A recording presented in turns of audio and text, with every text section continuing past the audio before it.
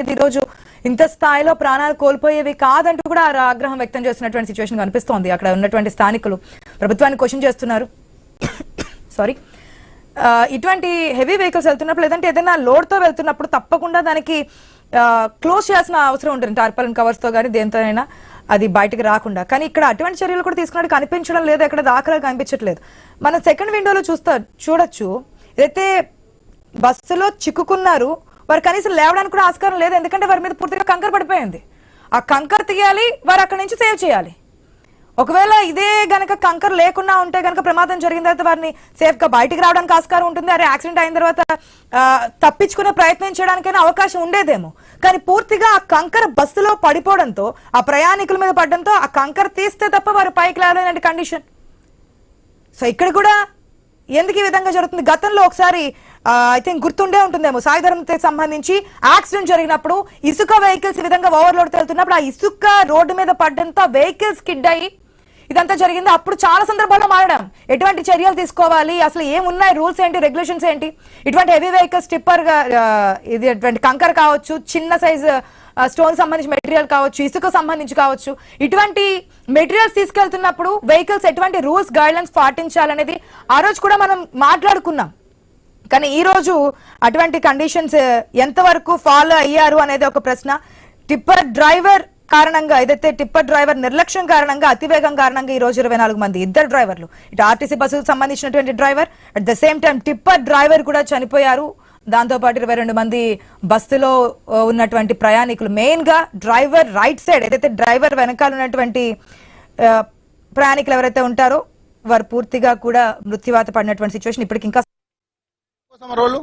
ఎవరి కోసం చేస్తారండి ఇంకెన్ని రోజులు అండి, ఎన్ని రోజులు చెట్లు ఎవరి కోసం వేస్తే కేసులు ఏమని వచ్చి ఎంతమంది మనం కదా ప్రభుత్వం అనుకుంటే కానీ ఆ కేసు ఈ కేసు ఫండ్ లేకపోతే గుద్దలం లేకపోతే సాధన అని చెప్పాలి. ఇవన్నీ ఎందుకు మాట్లాడాలైనా? ప్రభుత్వం అనుకుంటే కదా, చిన్న పని రోడ్డు కదా, రోజు 24 గంటలు తిరుగుతాడు. సిగ్గానిపియాలి కొంచెమన్నా, ఎమ్మెల్యేలు తిరుగుతారు, మినిస్టర్లు తిరుగుతారు, కొంచెమన్నా రోడ్డు చూసి ఎంత దగ్గర ఉందండి. ఉచ్చ వస్తే ఇక్కడికి వస్తుంది ఆయన ఇంటికి, ఆడ కూర్చొని ఉచ్చ వస్తే సిగ్గా అనిపించాలి. చెప్పండి, కొంచెం అర్థమయ్యేటట్టు మా నుంచి మీరని చెప్పండి. ఖచ్చితంగా అయితే ఆ సమస్య పైన ఖచ్చితంగా ఇది ఉంటుంది. రోడ్ అందరి కొరకు, రోడ్డు మాత్రం ఈ రోడ్డు నోచుకుంటా లేదు, మొత్తంలో కూడా కేసులు ఉన్నాయంటూ కూడా పొన్నం ప్రభాకర్ ఇందాకనే మీడియాతో మాట్లాడారు. అయితే దాంట్లో కొన్ని కేసుల కారణంగా అయితే లేదు, ఇప్పుడు మొత్తం అన్ని సాల్వ్ చేస్తున్నాం. 10 సంవత్సరాల నుండి కూడా ప్రభుత్వాలు అంటే ఒకరి మీద ఒకరు విమర్శించుకోవడం కాదు, ప్రమాదాలు జరగకుండా నివారించుకోవాలంటూ కూడా స్థానికులు చెప్తున్నారు. అచ్చుతో మాట్లాడించే ప్రయత్నం. అయితే మీరు ఇక్కడ లైవ్ లో ఉన్నారు, అయితే స్థానికులు ఎప్పుడు జరిగింది, ఎట్లా, ఏమి? పొద్దుగల 6:30 ఇక్కడ యాక్సిడెంట్ జరిగింది. జరిగిన క్రమంలో చాలా మంది పిల్లలు కంకరలో ఇరుక్కుపోయారు. అంటే టిప్పర్ గుద్దడం వల్ల టిప్పర్లో కంకర ఉంది, కంకర మొత్తం బస్సులోకి జుచ్చుకుపోయింది. మొత్తం ఆ కంకర కింద పిల్లలు జనాలంతా అందులో ఉన్నారు.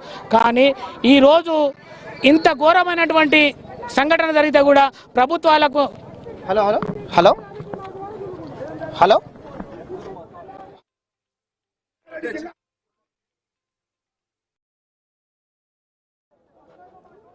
ఓకే ఓకే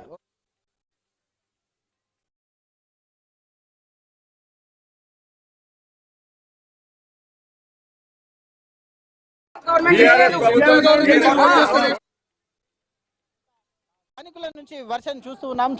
ఒక్కసారి DCM దగ్గర ఏదైతే ఈ యొక్క టిప్పర్ ఢీకొందో ఆ యొక్క టిప్పర్ని మనం చూపించే ప్రయత్నం కూడా చేస్తాను. ఆ టిప్పర్ని ఇప్పుడు ఇక్కడ నుండి మొత్తం టోల్గా కూడా టిప్పర్ని కూడా పక్కకు తరలించడం జరిగింది. మొత్తం టోల్గా చూసుకుంటే కనుక ఆర్టీసీ బస్సుని చూసాము, టిప్పర్ పరిస్థితి కూడా చూసుకోవచ్చు.